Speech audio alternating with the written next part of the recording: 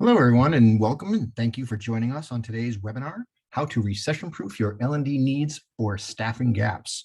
My name is David Wentworth. I'm the Principal Learning Analyst here at Brandon Hall Group, and I'll be kicking things off for us today. I would like to extend a thank you to ELB Learning for sponsoring today's webinar. ELB Learning is a one-stop shop for creating and delivering better learning experiences. They offer the most comprehensive suite of products and services to help you conquer your training challenges.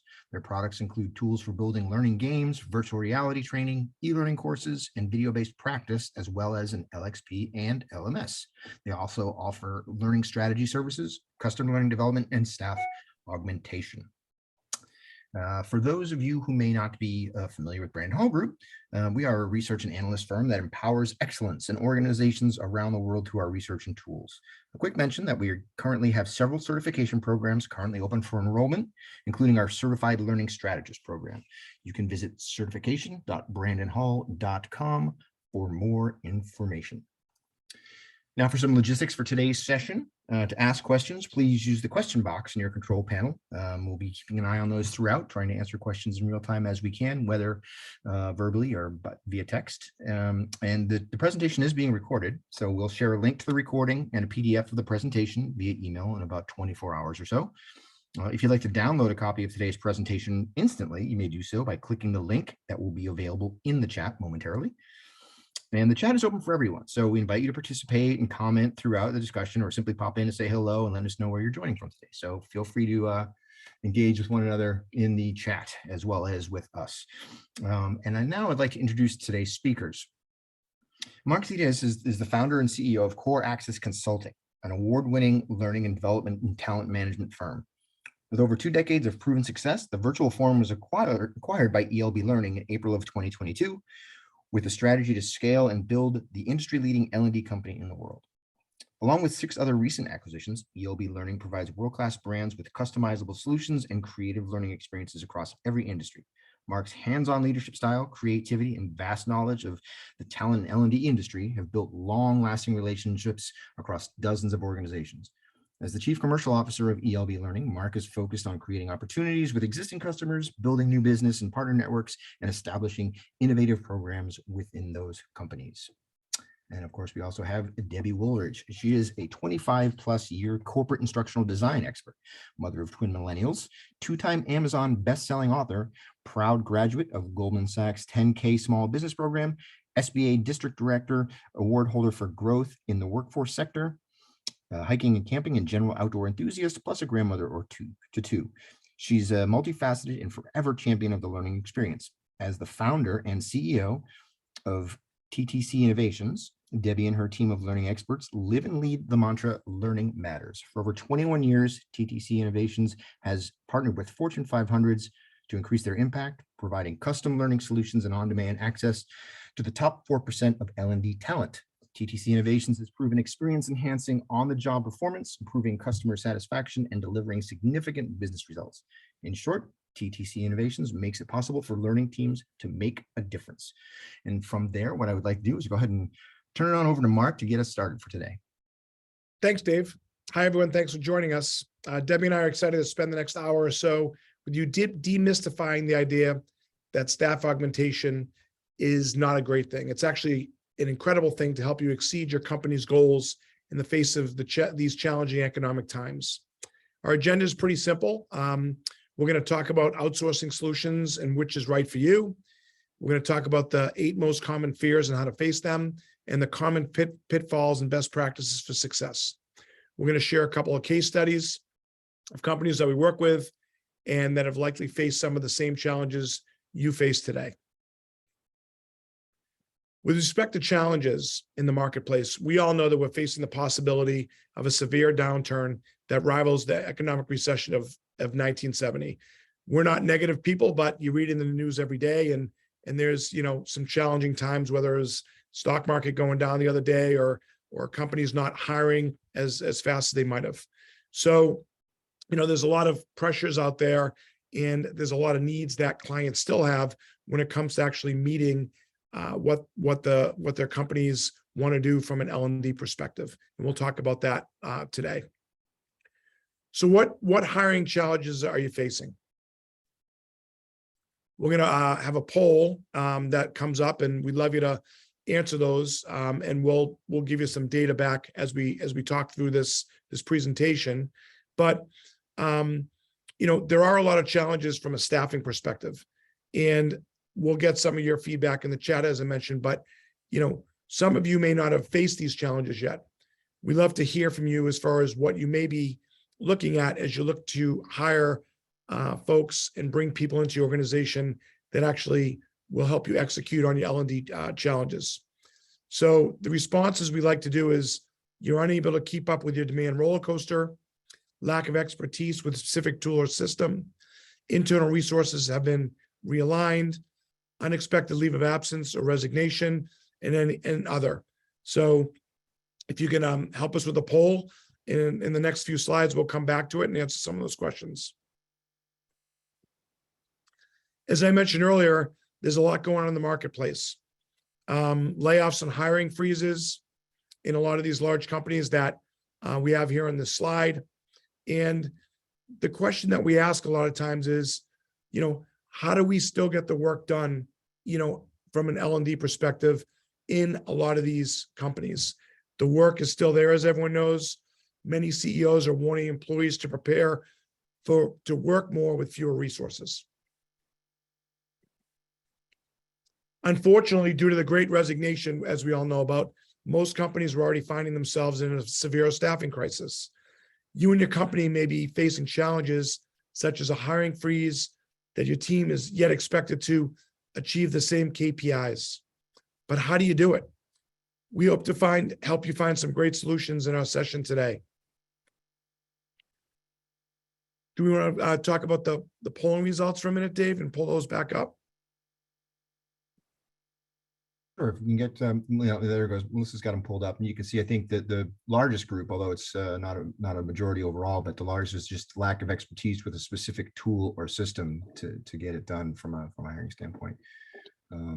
But it's a pretty even spread across the different choices. The staffing challenges are pretty evenly split, but so easy to see that the emerging, changing field of what we do in instructional design, all the different tools and systems, it's easy to see that would be a big gap. And clearly having internal resources be realigned just as soon as you needed them to help take an initiative over can be a real challenge. Mm-hmm. Great, thanks for bringing those back up. So let's talk a little bit about some of those challenges and some of the impacts that we're seeing. We know that the primary function of corporate learning organizations, your group, is to help companies really meet those business goals through effective and efficient learning performance. But it's darn near impossible for you to be successful in your organization. If you take a look at those poll results, some of the biggest challenges are the fact that we just don't have enough personnel to help us be successful and lead those initiatives. So as a learning leader, my hunch is that you could often find yourself in the middle of the day saying to yourself, I wish I sure had that extra pair of hands, or maybe 5 extra pair of hands. So, that's just the reality of where we all are today. And Mark shared with you that part of the problem is that companies in general are facing economic challenges. So learning and development organizations are not immune to those challenges. We have the same issues where staffing reductions and hiring freezes are keeping us from being able to be as effective as we want. So we know you have a lot of challenges. So you may be asking yourself, is staff augmentation really the right solution to help me solve my problems? And that's what we want to explore with you today. And before we get started talking about staff augmentation, I kind of want to take a look at the general picture of what's available to you as a learning and development organization through vendor solutions. The first thing that I wanted to look at is the option of using maybe project-based services. Keeping in mind that every time the initiative comes across to your plate, you want to say yes. You want to tell your business partners, we can do this. Absolutely, we can make that happen. You need it tomorrow? Absolutely. The reality is, in the back of your mind, you're screaming, no, I can't do this. So we want to give you some tools today in the session to kind of take some of that pain and suffering off of your plate. And the first one we're going to talk about is project outsourcing. So what is project outsourcing? It's the strategy to outsource an entire initiative to a project team that's going to lead and execute independently for you. The benefits of using project outsourcing is that your supplier is going to manage the day-to-day tasks, activities during the entire project lifecycle. This is going to free you and your learning team up to really work on other initiatives or to really just keep your head above water. Because project teams can scale up or down, it's an ideal strategy for you to use when you have an initiative that may experience some scope changes. Project outsourcing is incredibly effective to help you meet super aggressive timelines, as well as a really fantastic approach to completing initiatives that might have a laundry list of deliverables. Some of the considerations that you might want to keep in mind if you are thinking about project outsourcing as a solution is that the strategy is best used for when a business need and the deliverables have been well defined. If you find that you're going to end up experiencing additional review cycles that you didn't plan for in advance, or perhaps new learning audiences are added, or even new processes creep in with your subject matter experts, timelines and budgets can be seriously impacted. However, keep in mind your experienced outsourced vendors should have seen those challenges in more than one instance and likely have some creative strategies that they can help implement to get the project back on track and keep it moving forward. But the one caveat is that project-based initiatives are typically built on deliverable completion. So you can burn through your budget super quick if your PM isn't keeping a close eye on it. So then alternatively, let's talk about staff augmentation. It offers you a more flexible staffing supplement that's helpful when you need temporary contract-based resources that can either support short-term, long-term, or even cyclical staffing needs within your organization. And staff augmentation brings in a variety of benefits to your organization. So we're going to take a look at a few of those benefits. We have 4 that we're going to share with you. The first benefit is budget efficiency. SHRM recently reported that the average cost to hire somebody new into your organization is $4,700. And while that doesn't seem like a ton of money, it only takes into account the cost of recruiting and interviewing and doing the background check to bring the person into your organization. But $4,700 could sure go a long way in your budget if you think about it. Using a staff augmentation vendor means that you're not going to have any of those recruiting or hiring costs. Your vendor takes care of those expenses. The other things that you need to think about, though, is that if you bring on a new hire into your organization, you have additional costs beyond that $4,700, and includes the time and the cost individually for you to onboard that new employee. The second benefit to using staff augmentation services is the agility that they bring.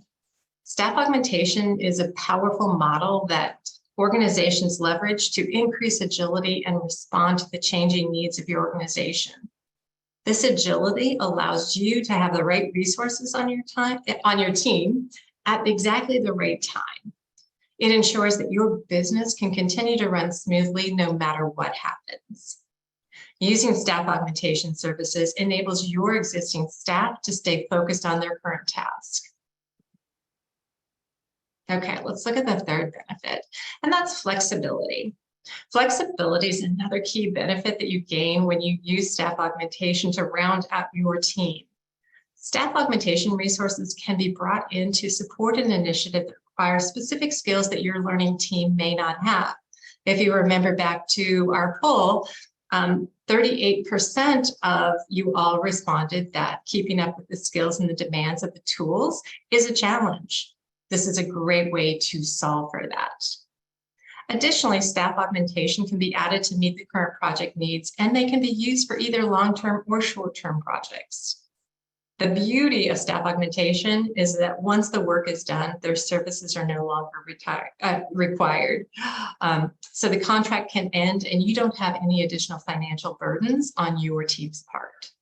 Had you hired a full-time employee, you would have had that person either sitting idle, waiting for the next initiative, And that's kind of a joke because we know in training and development, nobody sits idle, but it could be that there's a pause time while we're waiting for our subject matter experts or our business partners to truly define what that next initiative is going to be. Or even worse, you may have to terminate that team member because you don't have enough work to keep them busy right now, or budget cuts are coming. And looking at the fourth benefit for staff augmentation, it's full integration. With staff augmentation, you're going to gain a knowledgeable team member who specializes in the project's desired area. An individual or even a whole team of staff augmentation experts can come in depending on whatever you have required to meet the needs. Your staff augmentation vendor should have a pool that's incredibly deep of highly equipped talent that can be inserted and removed depending on the skills that you need to get your job done within the timeline you have available. Learning and development teams are constantly challenged to meet the evolving needs of an ever-increasing diverse audience of learners. I mean, our learners are changing all the time. Their expectations are so different today than they were even 5 years ago. So making sure that you have instructional designers available to you that can help you keep up with the innovations and the changing needs of our learning audience is really beneficial. And for many businesses, keeping up with those changes can be a real struggle because they don't have enough money, resources, or time to innovate strategies and educate their employees, their learning employees, on the changing learning environment. Staff augmentation resources are fully integrated with your internal team, and this results in some great collaboration, synergy, and sharing of innovation. So there are some important considerations to keep in mind when using staff augmentation as a solution for your team. Keep in mind that this resource is going to operate under your control, and that does require some internal management. And while your training vendor likely provided generic onboarding and generalized onboarding for your organization, typically that includes helping the new resource be aware of your company culture, the tools that your company uses, communication styles, and different processes. You should still anticipate that you're going to need to spend some time helping them acclimate to your team's personal preferences and also introducing them to the partners that they're going to be working with. Keep in mind that unlike our outsourcing to a project team, staff augmentation means that this person is working as a single individual contributor. So you probably don't have some of the backup support that you would have in a project team, such as that internal quality check process. So your internal team might need to be involved in that. And sometimes it's neither a project-based or a staff augmentation. Sometimes you need a hybrid approach. So situations occur where you need the best of both worlds. Typically, this happens if you have a project that's associated with a really large business initiative or a global change in your organization that's going to involve systems, processes, and role changes. The model of a hybrid approach is similar to project resource model, but it gives you the consistency of resourcing that can be flexible with timeline changes and shifts between multiple deliverables that you would have seen with staff augmentation. Generally, your hybrid team is managed by your supplier partner, and the cost of this model can be higher due to the need to accommodate evolving and changing strategies and deliverables. And I thought it might be helpful to give you an example of how a hybrid model might work in your environment. So I'm going to share with you a quick case study of one of the clients that we've worked with. Bank of America is in the midst of an incredibly large company-wide initiative to redesign training for their financial advisors. And due to limited internal capacities, they reached out to help us support all phases of the large-scale initiative. We assigned our staff augmentation resources, Christy Jenkins and Melissa Curtis Henley, to join the client team late 2021. And they came on board as full-time program manager and full-time program instructional designer, so staff augmentation. Their roles are to lead the entire learning team initiative in the redesign of this critical initiative. Their expertise in project management and instructional design have brought really strong leadership and an ability to design and implement multiple iterations and phases of this new program. If in early 2022, we added in a dedicated project team. So that's where it became hybrid. We brought in an entire project team that has been just assigned to this initiative. And their job is to support the design and development efforts for the various work streams and deliverables. So it's a really nice partnership of the two models we've talked about, the staff augmentation and the project-based model. We spent a lot of time overviewing those models, and I've shared with you a little glimmer into what that looks like with a client. I want to pause here for just a moment and see if there are any questions about the models, project-based services, staff augmentation, or this one that I just shared with you on the hybrid. So I'll give you a moment to put in any questions you might have in the chat. Hi, Debbie. There was a great question that was submitted from Cassie, and she was asking if staff augmentation is like hiring an outside consultant directly, and what's the difference between doing that or working with a staffing provider? Yeah, that is an excellent question. So it's a little bit of a hybrid of both of those pieces that she put in there. And typically, it's not so much as hiring a consultant. Generally, the staff augmentation role is serving as an extension of your team. So if you would imagine that your team needs an instructional designer, if you go to your training outsource vendor and request a staff augmentation support, it's then for an instructional designer, then they will provide candidates for that role, and that team member comes in with their instructional design hat on. However, caveat, one of the real values I think that a training vendor brings to the table is that consultative approach. And that's where the first part of your question would be really valid. And that's a value add that I think your training partner should offer you, because sometimes you don't know what you don't know. You don't know what you need. You don't know what role is going to best assist you. And you also aren't sure how to tackle the initiative. So that outsourced training vendor can really help you do some of that strategic pieces up front. Mark, is there anything else that you needed that I didn't address there with that? No, Debbie, I think it was spot on. What I would add is think about it as an on-demand resource. So just like any other expert that's in the marketplace, the nice thing that these training vendors will bring to the table is a pre-vetted group of experts that have capabilities or experience in a particular domain. So for example, Debbie's mentioned a couple of times instructional designers. There may be learning consultants. There may be LMS administrators, could be, graphic designers. So, most learning vendors like TTC or like ELB Learning have a cadre of experts that have been pre-vetted, that are really have the domain expertise in L&D, and they can really hit the ground running should you want to hire them on demand. The other thing that we'll talk about a little bit is the flexibility of, bringing these folks in. So for example, unlike a project that Debbie talked about, you can say, look, I believe that I would need an instructional designer or an e-learning developer for only a fractional amount of time. So 10 hours a week, 20 hours a week, only for 10 weeks. Great. 10 hours a week for 20 weeks is 200 hours.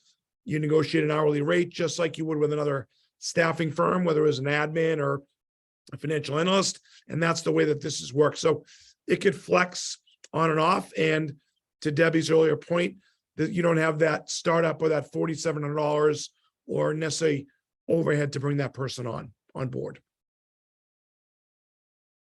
Wonderful. Thank you both.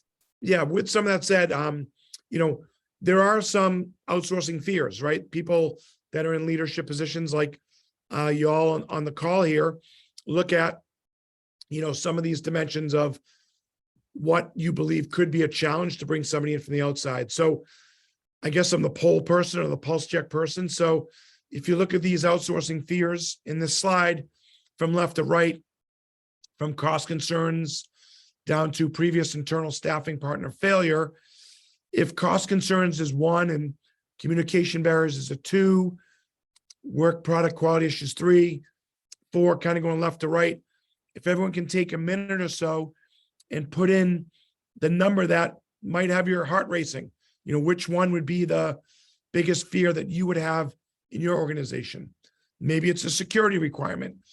Debbie mentioned Bank of America. It took a long time to onboard these people to the bank. They had to go through background checks. There were security issues. There were logins that needed to happen virtually, VPNs, but it all happened. So there hasn't been a challenge that, an outsourcing vendor or staffing vendor hasn't handled. So some of these fears are real, but 9.5 out of 10 times, because of the expertise of the folks that are brought to the table, many of them, if not all of them, are mitigated. So if you don't mind maybe spending a minute or two and just putting in a 1 through 8, that would be great. So we can sort of a pulse check of where everyone is from this perspective.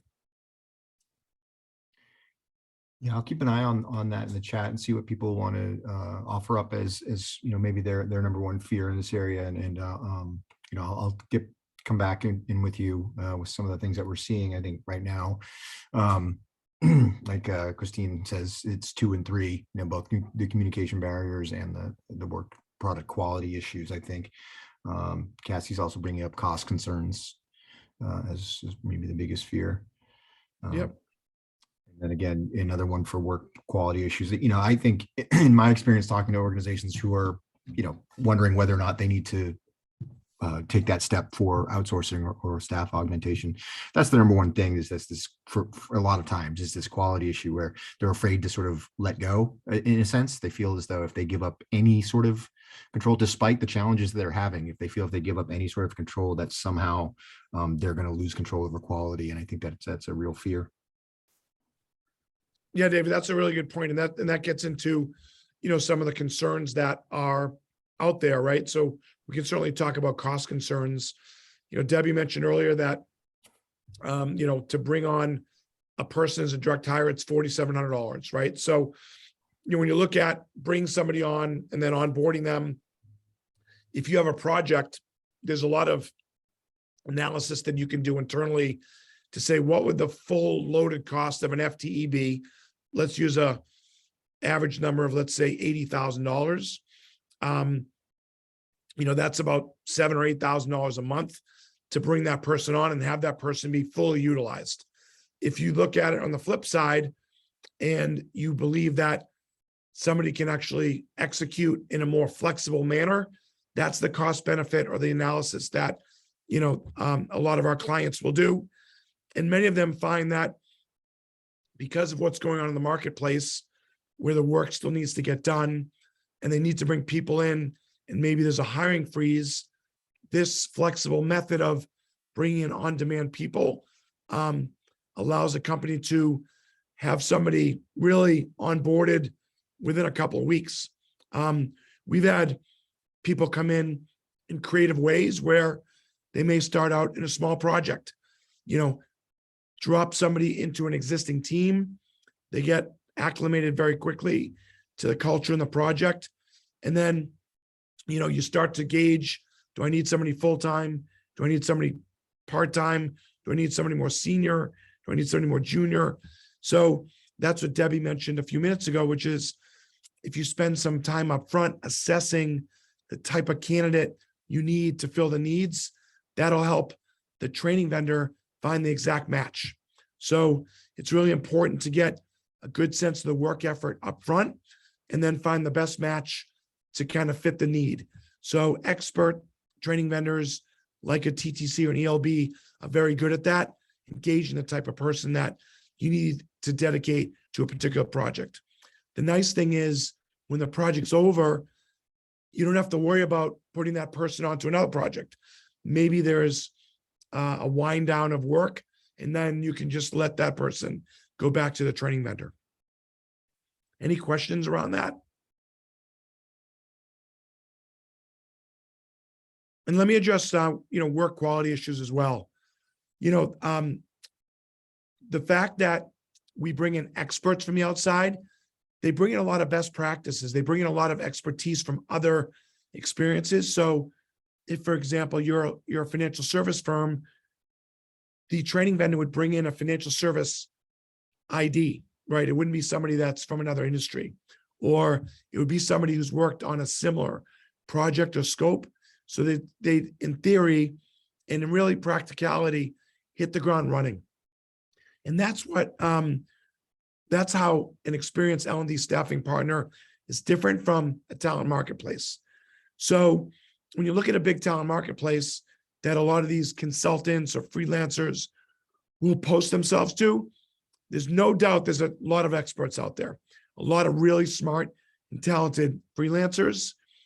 That said, you know, they're not necessarily vetted, or they're not pre-qualified to know that they're the exact fit from what you're looking for.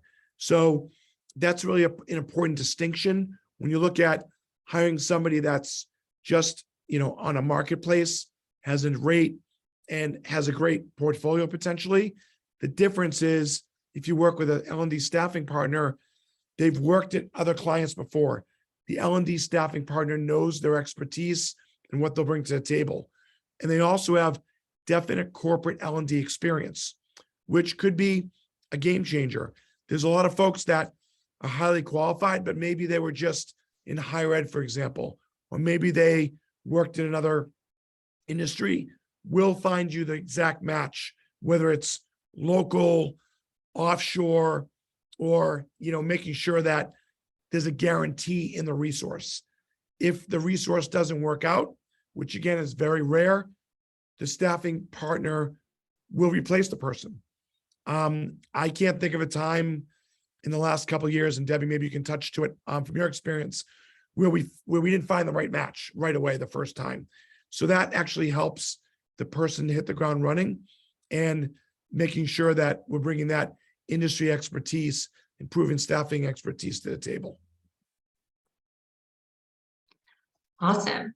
So thank you, Mark. And yeah, I mean, I think that that's one of the values of a staffing partner is chances are they've seen some of the same things time and time again with their clients. So they are conditioned to recognize that there are some challenges.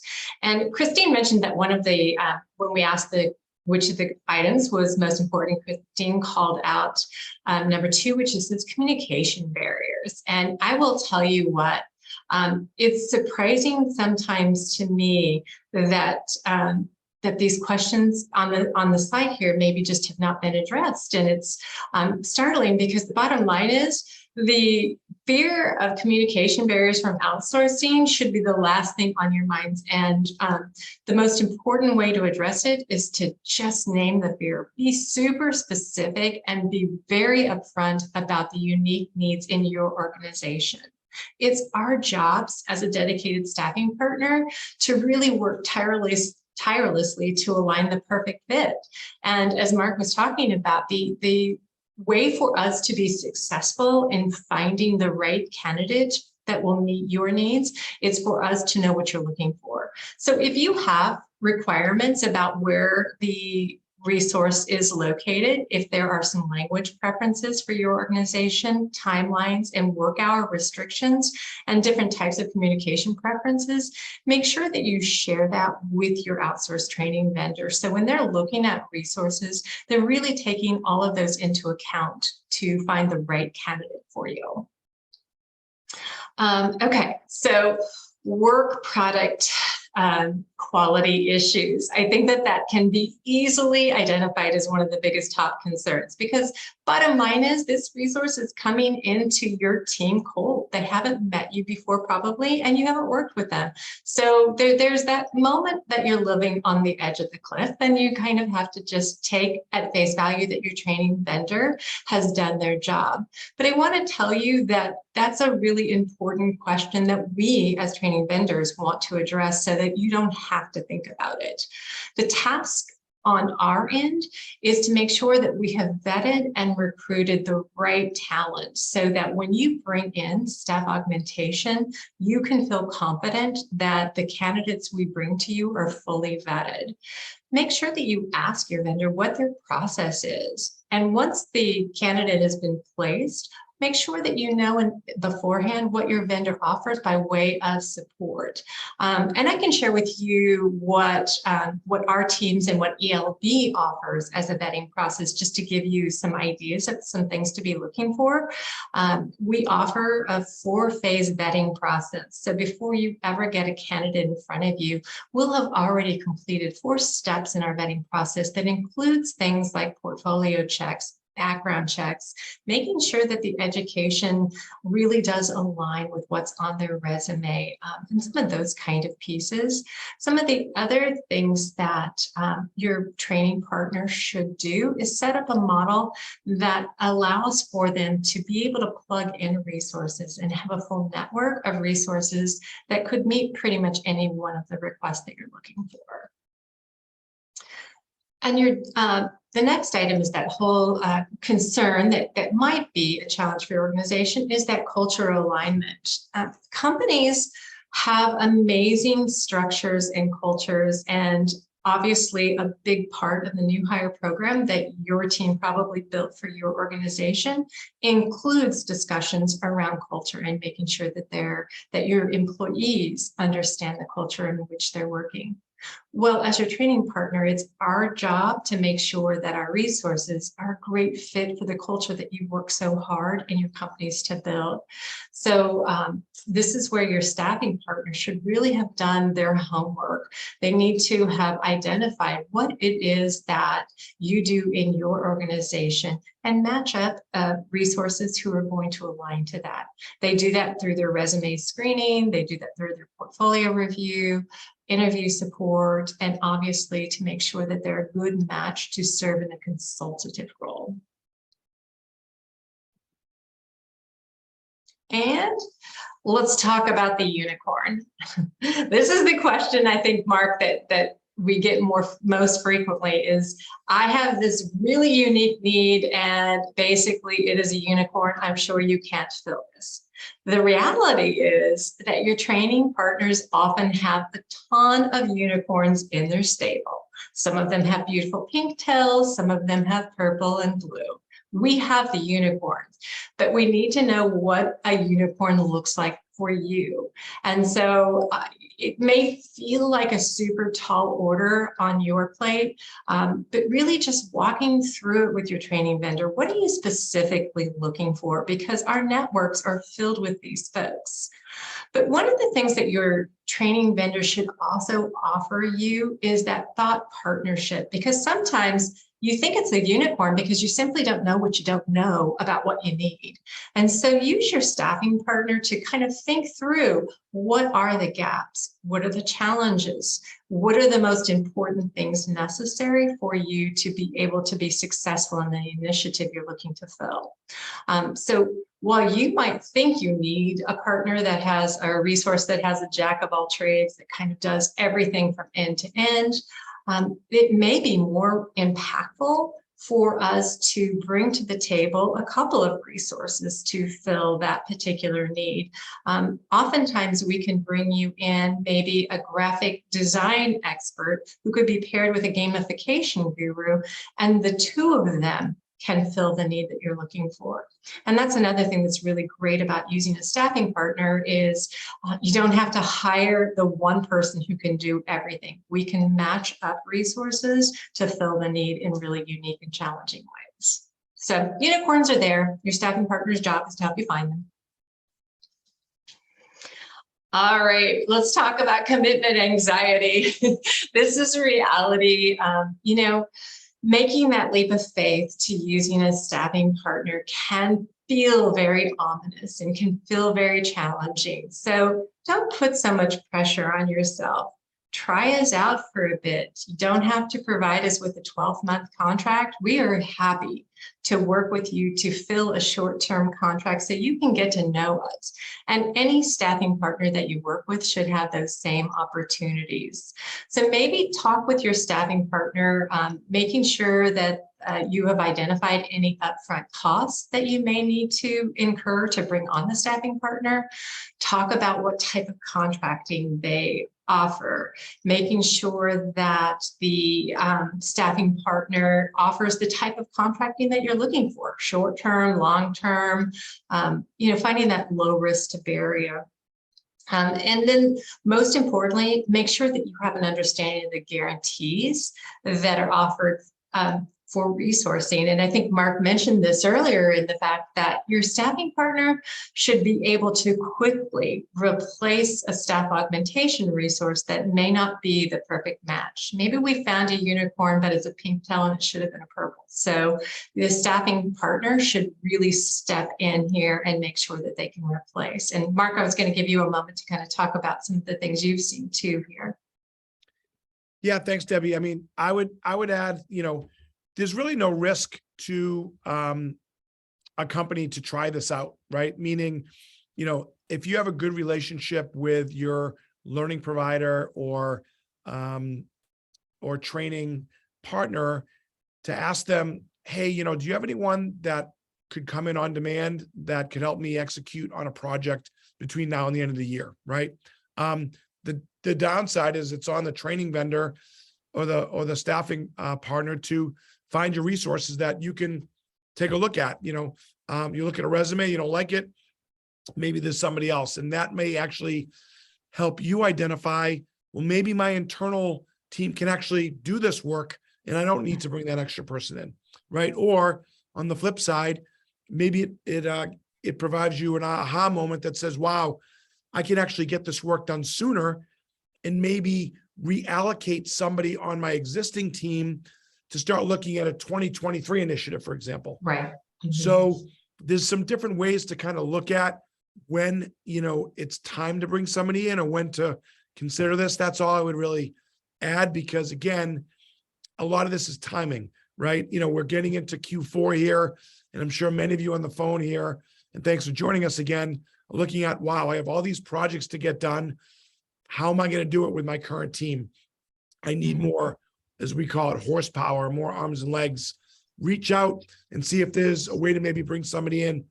Or in addition to that, as you look at 2023 and hiring gets tighter or your budget is getting squeezed and you need to let a couple FTEs go, maybe this is a model that you'll want to consider and you can look at it in the fourth quarter. Yeah. Great points, Mark. And if we can move on, we're going to go to a quick case study. And I just want to share with you, finding the unicorn, finding the right personnel can look very different once the initiative gets started. And I want to share with you that one of our recent experiences is with our client Meta. They had put together a newly formed group within their marketing vertical, business messaging group. And it's a really small, close niche environment. And what they don't have is a very large learning and development team. So they reached out for support. And what they identified initially was that they were needing a team of people to do the traditional instructional design. They needed a learning experience architect who could come in and create learning pathways for them. But they also wanted to figure out how do they launch an LMS environment where external partners could access learning for delivery within their platforms. So they included in their request to us to help them identify some LMS experts. So we quickly brought to the table a learning experience, an LMS architect to walk through how do you implement a system that can be accessed quickly and easily from outside consumers. Along the way, as we started mapping out that strategy for LMS, they started talking with some of the other business partners. And what they realized is, wow, internally, we actually have a team that we didn't even know about that has some internal capacity to manage the LMS piece. So we don't really need the training partner to take care of that. And that was one of those moments where what we realized is that as your vendor, we can help support in a lot of different ways. We quickly ended that portion of the contract. And the beauty of it is because we have resources in a wide scale network, we then were able to move that contract over to the development side of the house and bring in a tremendous amount of resources to build out the learning content. So your training vendor should be able to pivot and meet your needs as they change and grow. And you need to know that while you may have an initiative that you thought was going to go one way, it may well change in the middle, and your training partner should be able to change with you. And that's what we're finding in this environment. Companies' needs change on a dime. So you do have to be flexible. And had they hired somebody to do the LMS implementation, they would have had an FTE that they would have had to make some other decisions about because they had internal resources that they were unaware of.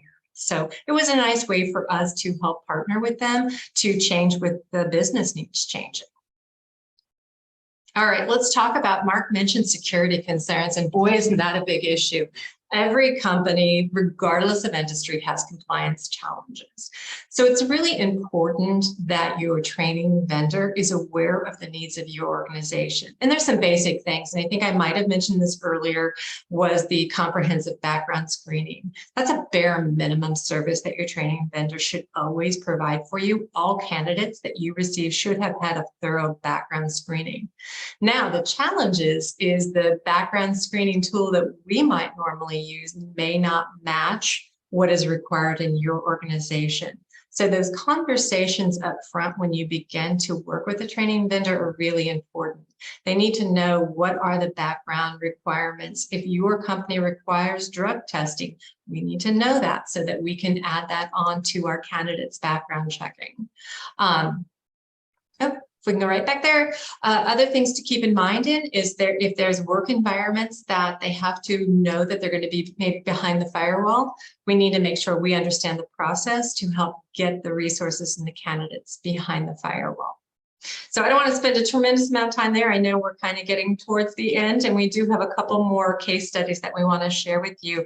But just rest assured that your training vendor takes your company's security just as seriously as you do, and make sure that you've shared that information with them so that they can be fully compliant with your resources. All right, let's pop over and talk about another, a totally other perhaps consideration or concern that you may face. So potentially, you might have had a training initiative that maybe didn't go as well as expected that your internal team was leading, and you're concerned it's not going to get any better with the training vendor. Well, I would tell you that it's a valid concern, but I do think that your training vendor can help. I think they bring to the table some different ideas, and they probably have seen the challenges that you are facing and may already have some great solutions. So let me share with you an example. We recently had an opportunity to work with the learning team at Grant Thornton, Canada, to really think outside the box for a training initiative. Their internal learning team had created and launched the first wave of training for a new system deployment. And the system deployment included the use of a performance support tool, WhatFix, which fantastic tool enabling the learners to leave the classroom and still have that performance tool in the production environment. Unfortunately, wave one of the training didn't go as well as they had expected it would. The adoption of the system was low, and the feedback about the performance support tool was much more negative than expected. So they reached out to our team and asked, what are some ideas that you could bring to the table? It was a perfect opportunity for us to provide a staff augmentation resource, Teresa Chiaputo, who helped the learning team really rethink their approach as they prepared for the second wave of training. She had recently worked with deployment of the WhatFix system with one of our other clients, so she had already seen some of the challenges that companies face when they're trying to implement new tools. She brought to this group the strategy that she had used with the other client and proposed some ideas that kind of let them think outside the box. Wave two is now off to a great start with a super strong adoption strategy put into place and a deep focus around change management. So it was a really effective way of partnering with a staff augmentation resource who's experienced some of those challenges and really kind of had some ideas and strategies that were easy to implement to make phase two go better. All right, Mark, back to you. Yeah, thanks. So as we start to wrap this up, and then we want to leave a little time at the end to answer some questions through chat. So what does it take to find the right partner? You know, there's a lot of considerations, and we've talked about many of them today, but I just want to list 6 things out that you should consider as you look to find a right staffing partner. One is experience. How many years has the vendor provided staff augmentation to learning organizations, you know, like the ones that you run and lead? What's their expertise? Does the vendor specifically target staff aug for learning, or do they provide general staffing services? Will they be able to understand your company's unique needs and match the appropriate person? Have the vendor's team members created similar types of training for your project? What's the vetting process? Debbie mentioned that her firm has a 4-step process that's very rigorous. How does the vendor vet talent to join their pool? What process do they use? How does it match their culture to your company's needs? The cost, is the cost of using a staff augmentation service offset by the benefits it provides? We talked about that a bunch today. Flexibility. Is the vendor flexible enough to meet the demands of your organization's requirements and schedules? And finally, culture. Culture is really important. How does the staff augmentation service ensure that the resources are a good match for your company's culture? How does the vendor onboard these people and align them with your company and culture? There's a lot of best practices to think about before and during placement. So once you've made the decision on a right staff augmentation vendor, you want to start to book resources. So your staffing partner can also assist you in defining preferred selection criteria and process. In other words, how do you set this up for success at the beginning? So for example, are resumes, profiles, or samples required? How do you like candidates to get referred throughout the organization? How many people are you going to want to have interview the person? What are your expectations of an interview process? Who's going to do the interviewing? How many rounds? So a lot of these criteria and best practices your training vendors probably been through. Some training organizations completely trust the training provider and say, send me somebody, I trust you, I'd love the person to start as soon as possible. I wouldn't recommend that if you're just getting into this process, but over time, and you build a relationship, that's what it actually can move into. Sorry for my voice, everyone. It's kind of getting to go, but we're almost at the end. So how do you ensure ongoing success? You want to post-placement, make sure that the goals and expectations are set. Make sure your staffing partner's in the loop. You want to touch base with them maybe once a week, then it goes to once a month. But you want to make sure that the relationship is sort of a speed dating experience versus a long-term engagement. So how do you find the best person quickly and then move on if it's not the right match? So set a few extra meetings at the beginning to introduce to your internal team with a staff augmentation resource to give people time to get acquainted with the person and get comfortable. Look at their samples, look at their portfolio. Communicate goals and objectives up front. I'm looking for this person X amount of hours per week. They're going to work with this SME, things like that. Ensure harmony between the staff augmentation resource and the internal team by acknowledging differences and fully respect those differences. Know that this person's coming in from the outside, but they will work to fit within your team. And then appoint a neutral person to kind of make sure that the liaison, sort of in a way, between the partner, the vendor, and your internal team is going to make sure that things go swimmingly throughout. It's really important to have the communication protocols set up front to ensure ongoing success. So I don't know if we have any questions, or we get about 5 more minutes to answer any questions in the chat, but it's been really an interesting time to kind of talk about this model to help everyone here think through their workloads and how they're going to get it done, or if their model's shifting from an FTE perspective, how you can select or bring in a staffing vendor, to kind of help you execute. Debbie, I don't know if you want to wrap anything up from here. Yeah, I do think that the most important thing to think about as you gear up for Q4, obviously, and strategically planning for next year, I think all of us know that we're going to be working in environments that are going to be changing and pivoting very quickly because the economic situation is just different for us all. And companies have, the last 2.5 years, I think we've all learned that the best phrase is to keep in mind is we have to pivot.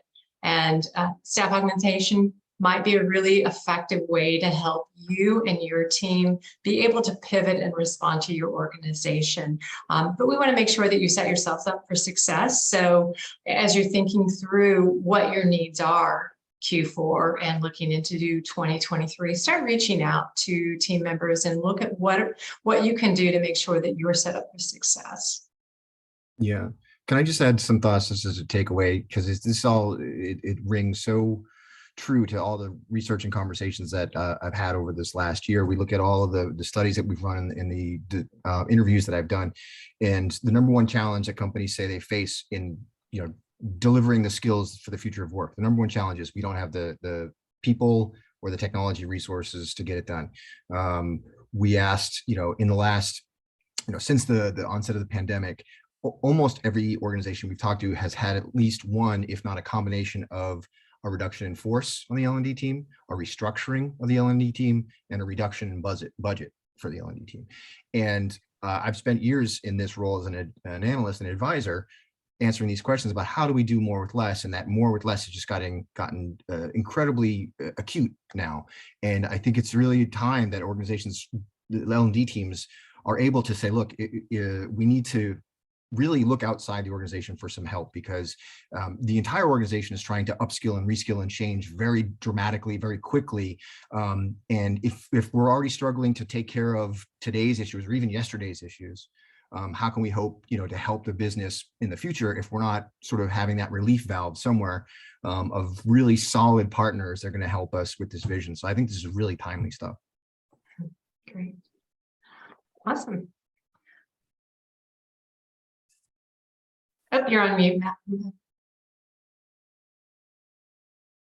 Sorry, I There knew you I go. was going to do that at least once today. We dropped the downloadable guide of interviewing staffing vendors in these chats. So feel free to grab it, download it, and as you think about this model or this approach, certainly it's a great guide to kind of think about the best way to go about this. And again, Debbie or me are happy to answer any questions. We're going to make this presentation available, and our contact information is in there as well. So feel free to reach out to us also to kind of, learn more about this model and how it can help your organization. Yeah, and I really want to thank you both for spending some time and really walking through this step by step. It's I think a lot of folks are aware of these options, but haven't really started to dig into them. There were most, I think, L&D teams, the first thing they do is they look inwardly when they're trying to solve all these challenges. And I think it's really important to do this, pick your head up and take a look where you can find the help that you need. So I really appreciate this. Very timely. Thanks for your time. And of course, thanks to ELB Learning for providing the time and as well as your expertise. So it's amazing the sort of team that they've put together. They're able to pull experts like you guys from all these different places. It's really cool. So again, thank you so much to both of you. And thanks to everybody for joining us and taking part in the polling and asking questions and joining in the chat. So thanks, everyone. And thank you, David, for hosting us and giving us a chance to share this information. It's really an exciting opportunity to just talk and share some ideas. Absolutely. Yeah, thanks, David. I echo what Debbie just said. Thanks a lot. Great. Well, we'll hopefully see everybody else on another webinar here in the near future. So thanks. Thank you. Thank you.